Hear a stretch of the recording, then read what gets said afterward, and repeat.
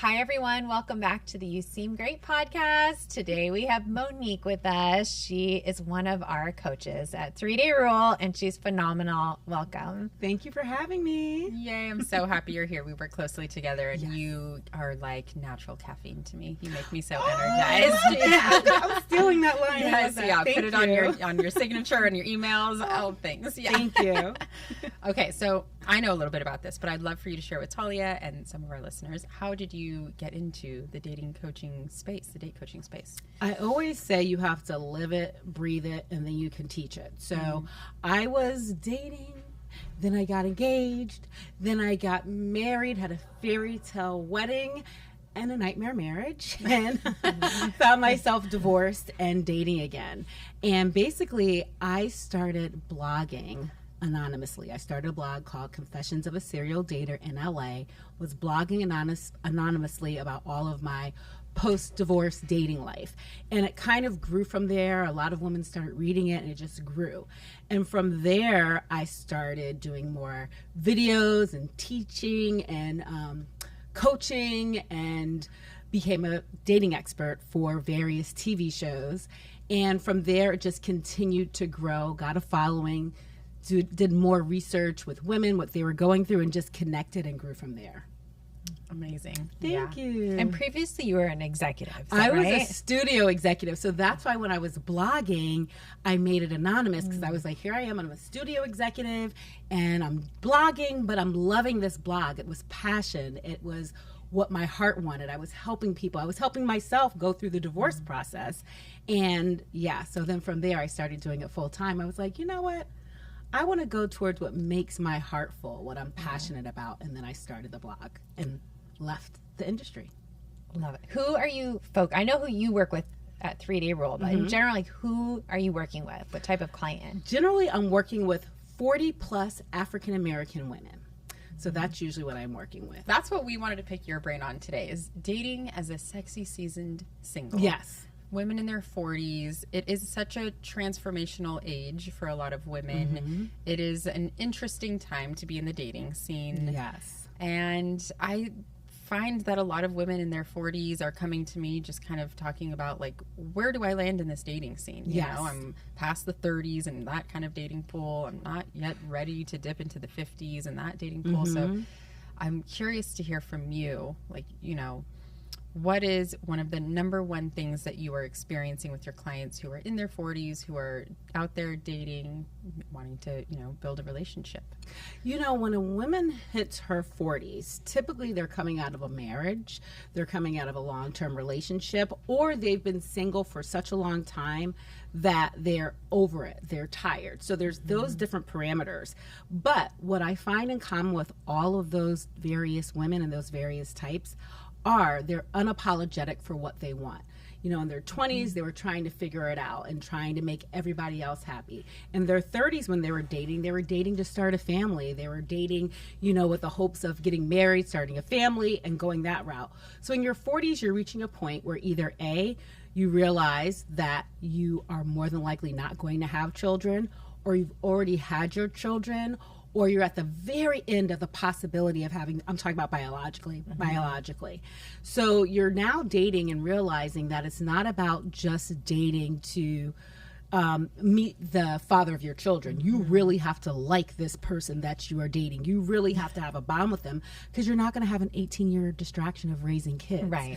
And women are very much so at peace with who they are and excited at this point in their life of saying, this is who I am, this is what I want, and I'm not making excuses. What you got? Yes. Okay, on that. So, Yes. like, obviously, as you get a little bit older and you're in your 40s, you know yourself. Yes. But the bar is so much higher. So how do you get your clients to, like, have that high bar, but also, you know, and standards, but also keep an open mind? I love this. This is such a good question, because I always tell women who are in their 40s plus, I was like, your list is long, your patience is short, right?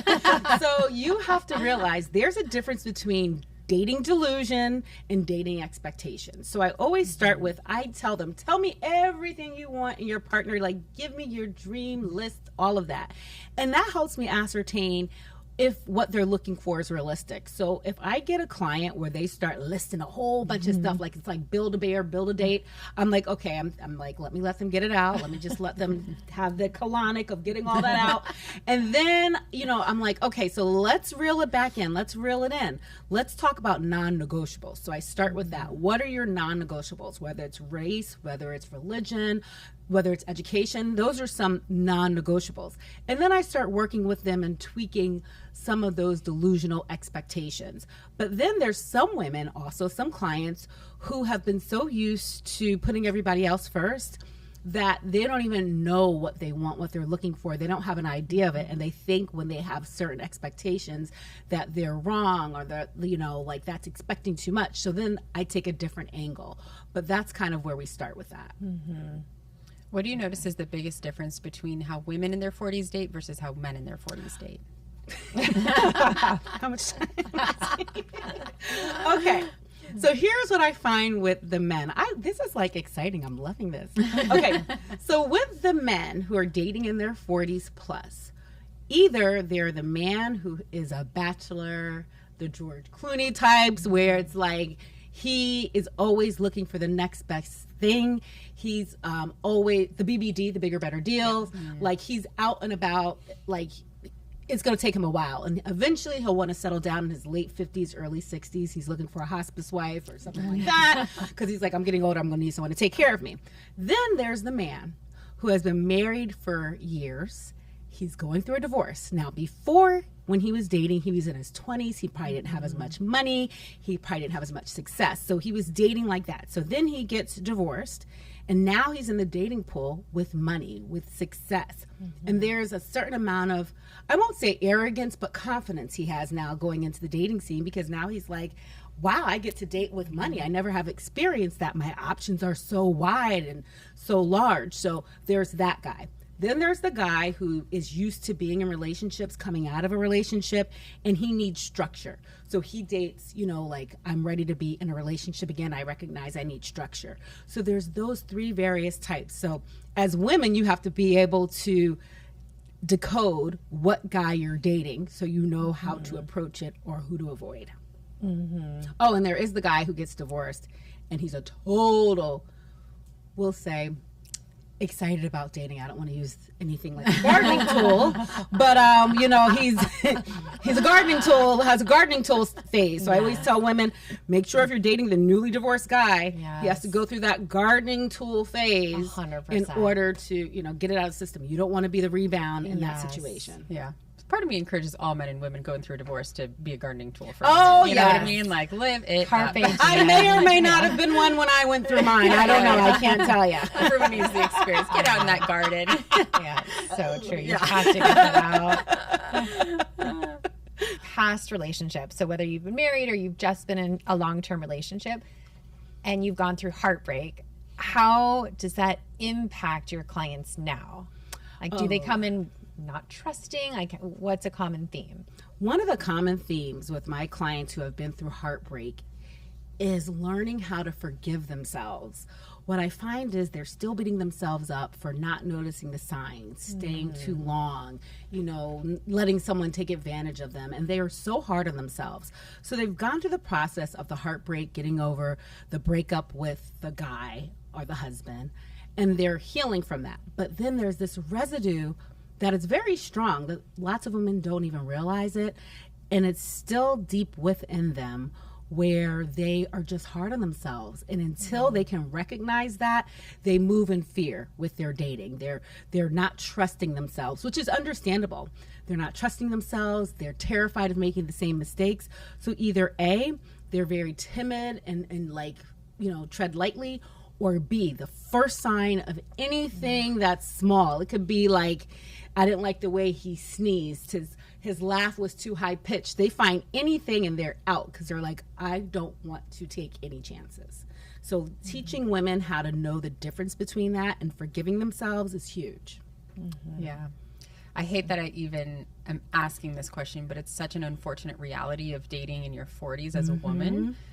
How do you help your women who want to date someone who's around their age range but they're constantly encountering men in their 40s who want to date younger men so that they can still have Younger kids. women. I mean, Yeah, younger yeah. women. Men or women. Men or women. Yeah. You know, I love that you asked that question because it is a fear, and let's keep it real, it's a reality. Yeah. Especially men in their 50s.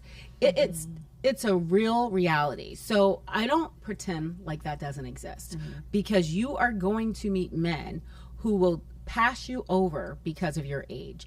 You might look younger, and when they actually find out your age, you notice the distancing. You see it all the time. But then I'm telling women, you're seeing an increase in women in their 50s plus who are getting married and finding love. I'm looking at the Jennifer Anistons of the world, the Halle Berry. There's a model, Paula, I forget her name. It starts with a P. It's all about later in life love. So there's a trend of later in life love happening now. I already said Jennifer Aniston, but and women who have been unlucky in love for many, many years who are finding men who are age appropriate. But I always say hone in and recognize that all you need is one. And that there are men who are looking for women who are age appropriate. And I always talk about the dating narrative that you're telling yourself. So if you're going into the dating scene and the dates and you're like, they're not going to want me because of my age, and you're telling yourself that, you might put out energy for a man who actually wants someone who's age appropriate, where it ends up being like you're shooting yourself in the foot. Yeah. I feel with matchmaking, most of the men that we're working with, they're dating age appropriately. Yes. So I think it's matchmaking and meeting in the wild. Like Yes. if you're playing pickleball with people, your contemporaries, and you're bonding, you'll have an easier time than if you're on a dating app where you're going to get filtered out. That's why so many people have dating app fatigue. Like, they're exhausted. People are coming to 3-day rule because they're like, I've done all this, I'm exhausted. So what they're doing is they're doing 3-day rule in addition to dating in the wild, as we say. So if you want a man who's age appropriate, where are you going to find him? You're going to find him at golf courses, airport lounges, high school reunions, homecomings, things like that. So go to places where there are men, where you're going to meet men who are age appropriate, who are into you. And even the restaurants you go to, you know, there's certain bars you go to that are skewed younger. You know this. Don't go there. Go to those fancy steakhouses. Go to those nice new restaurants. Go, spend the money in addition to your matchmaker, and get out in the wild where it's appropriate. And the good thing about women in their 40s is they feel confident to do that. They'll go have a drink at the bar by themselves. Absolutely. They'll go have a meal by themselves. And there's no shame in that game. There's such a confidence. Whereas in your 30s, it's like, if I don't have a group of 2 or 3 girls, I'm not as willing to approach this. So that confidence does really exude and give you more opportunities to meet organically. Yeah. And it's true. Like, you might be getting filtered out before even anyone has a chance to see you on the apps, because if their age range is 1 year younger than what you are, it's a wrap. Yeah. Yep. That's so true. Yeah. That's so true. 1 year younger, you're like, Literally, you do not see each other on the apps. If you're like, your filters don't align, you'll never see each other. Yeah. ever. Ever. And with matchmaking, it's like a friend is setting you up. We get to share like so much about you, and the age is like one tiny part of it. Yeah, and that's what I have to tell you, working with 3-day rule and your matchmakers here, what I love is that they are really invested in finding that person. Like, they become their client's personal girlfriend. Yes. Where they're just like, girl, we're going to find this. With my clients, I'm invested. I'm excited. It's just like, I want to see their journey. And it's from start to finish. It's such a beautiful process here. Thank you. I don't want so to do grateful this to have right you. now because I hate complimenting you a ton. But I will say that's the Talia effect, because from the minute I started working with 3-day rule 8 years ago now, Talia knows almost every client. She's in everyone's business in the best way. And she has made it known, like, this is a friend first approach. This is like a sidekick first approach, even though we're a business. So Oh, I love that. The sidekick. I know, that was first. so hard for you. That was like hard to get out, but we did it. Whatever. And also, she wouldn't be anywhere without me. That's so true. That is Totally spot kidding. on. I love you, Vice too. versa. It's the wrong other way around. Okay.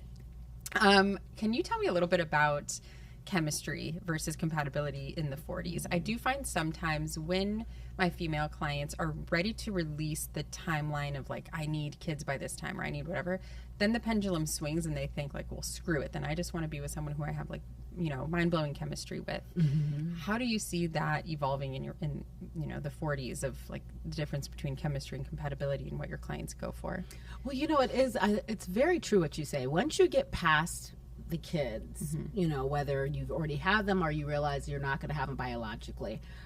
There is a grief that comes with that, especially for women that don't have children. So there's a period of time where they go through grief of like, oh, wow, like my dream of being a mother might not come to fruition. What does my life look like now?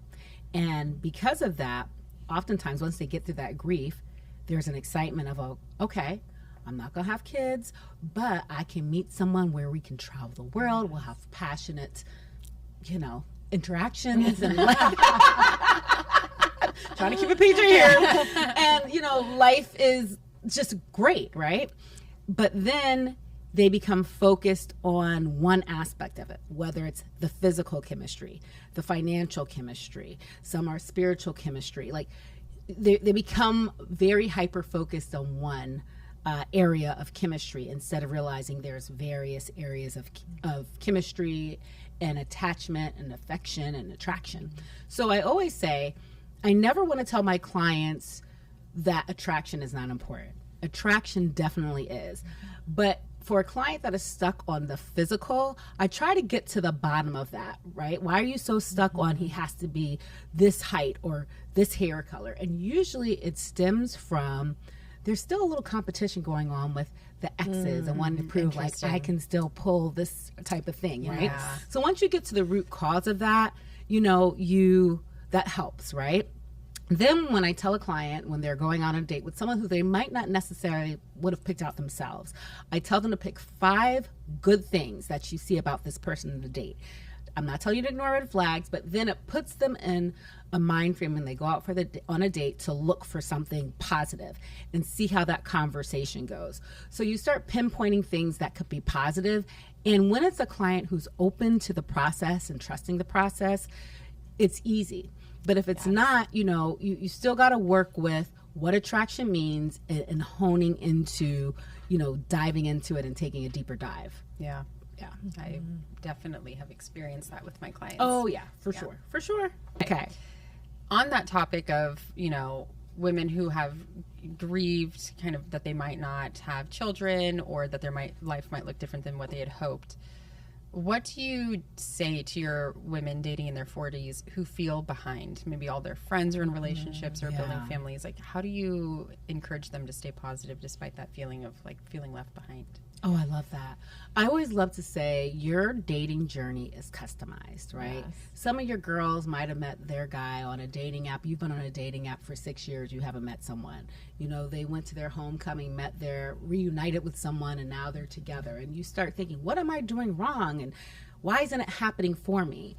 And I teach them and encourage them to look at the areas of your life that bring you joy, that you're happy about outside of work. Because what happens with some women who, the cards they've been dealt is not necessarily what they wanted. Work becomes the one thing they have control over. Becomes their partner. Exactly. Yeah. So outside of work, what brings you joy? Is it traveling?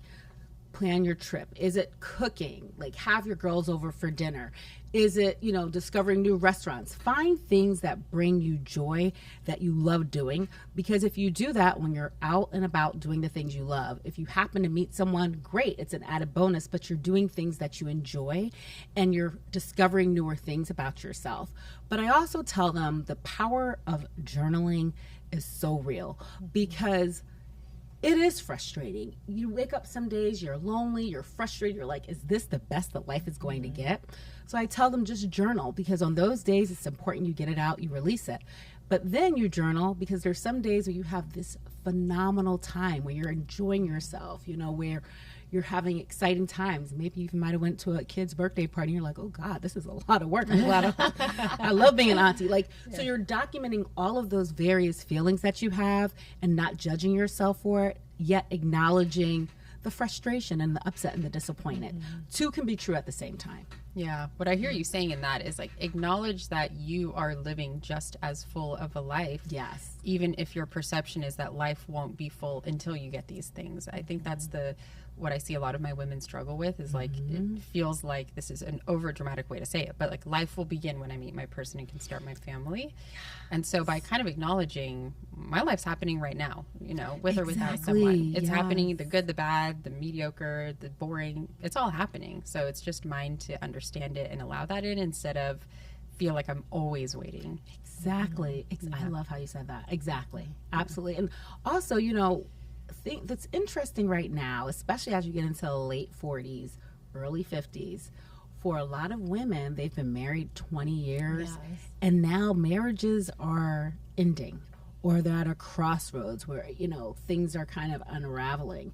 And women are now coming into the dating scene and they're experiencing a different life journey of, okay, I never thought I'd have to be back out there again. And there's certain levels of disappointment for women who have been married and who have had the kids. So you get to a certain age, everyone's experiencing these midlife pivots, and you're learning how to deal with the cards that life has dealt you. And what I do love is when you have the friend who's single, not married, doesn't have kids, with the friend who's going through that life change of a divorce, and the two of you are supporting each other through it and lifting each other up. You get to see each other and through various eyes of the coulda, shoulda, wouldas, and how life could have been and how life could have unfolded.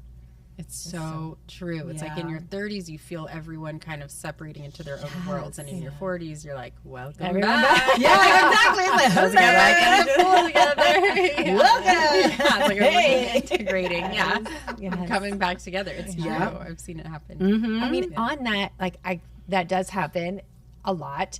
And it's pretty fun. It seems like it, at least. Like, everyone's together. You're having a blast. You're traveling. It's really, that's why I say what you were saying, too. Look at the things that bring you joy of, like, now, look at life now. We're out and about doing this thing.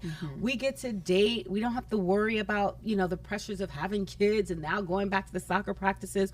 Or for the women who are in the middle of the soccer practices, newly divorced and going through that, you're like going through a different route, going a different road, and finding the excitement in that. Yes, but then I feel like it's almost too fun that they don't want to go back and date. That is true too. Yeah, so men just make it more fun for us. They sure do. Like, they don't need anyone. They're living their full life. They're traveling. So, like, do you ever work with clients in that position where, like, they want someone, but they don't actually want to put in any work?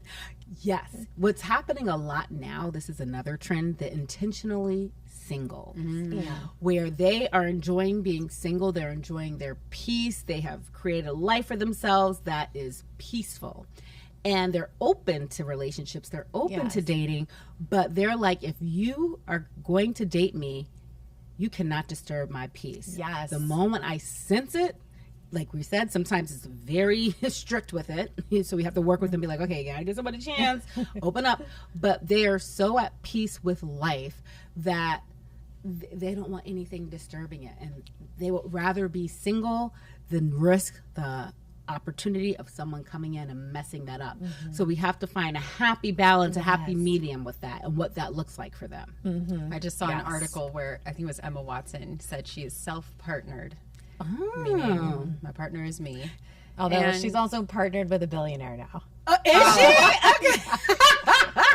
Well, my partner is me on the yachts. He made her life more convenient. Exactly. She was like, until you are the right partner, it's me. And then, hey, look what happens when you're open. Now I'm questioning if I fell for like an AI scam on social media. Right. She did say that, and then she met. And then she met okay. I was like, damn, did AI get me on that one? What happened there? AI gets us all the time. Hey, speaking of AI, we got to do one about being chatfished. You know, have you heard about that? I have not, but I can only imagine what it is. It's ChatGPT. Yeah, a lot of people are meeting people, right? They're texting. The texts are like wonderful. They're great.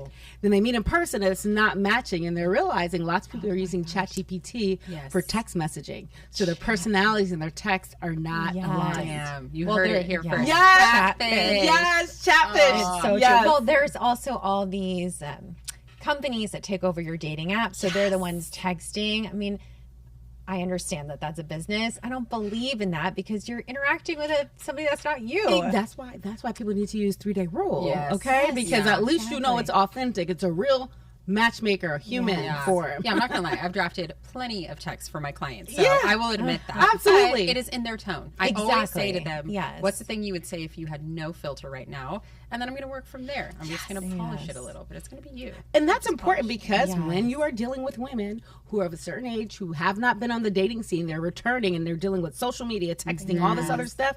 They need some assistance learning how to text. 100%. I just talked to this woman the other day. She went on a date and I think he's newly divorced. She's like, he sent me this meme that said, "Here's what your underwear looks like when you're single. Here's what your underwear looks like when you're married." She's like, and that's when I called you. Yeah, people need some guidance. People need some serious, like, rejiggering, reprogramming. Yes, For sure. that's what you would send, and then we'll tell you. Yeah. Okay. On that note, to wrap it up, I will have one final question. Oh my God, I love this mirror all day. I love it. know. What does a healthy, good relationship look like for a single woman dating in her 40s? Like, what would be a healthy, good partner to look for and a good relationship to land in? Oh, I love that. Okay, so a healthy partner is someone who is consistent from the beginning. Someone where it's effortless, where, you know, you get the butterflies, you know, the excitement, but it's not butterflies of like, is he going to call? Does he like me? Like from the very beginning, you guys are aligned. The conversation is easy. He understands, you know, your past, your history, not trauma bonding. We're not talking about that, but where you guys have real conversations, where you guys like the same things, where you guys might not like some of the same things, but what you don't like, you guys learn from each other on it. Whether it's something new, whether it's something you didn't quite, you were like, oh, I never even thought of it like that. Someone where you really enjoy each other's company, where, you know, again, you're not going to necessarily have that 18-year distraction of raising a child. So you really have to like each other, like each other's company. You guys are aligned and you really enjoy each other. And it's two people who have gone through stuff, have learned from their mistakes, and they're finally coming together at a point in their life where they're both ready. That's what I see. Yes. That's it. Beautiful. That's it. Wrap it up in a little Wrap bow, it up in a send it out into the world and make it happen. Yeah, exactly. For all of you. Yeah. So good. Okay. Unfortunately, we're running out of time, but you're so fun. We have to have you back. Oh my God, I would love to. This is Human fun. caffeine. Yes. Reoccurring segment, and you're helping so many of our clients. So I'm Thank grateful you. for that. Yeah. Thank you. Okay. All right. We'll have to wrap up this episode of You Seem Great podcast. Thank you, Monique, for joining us. Thank you. Until next time.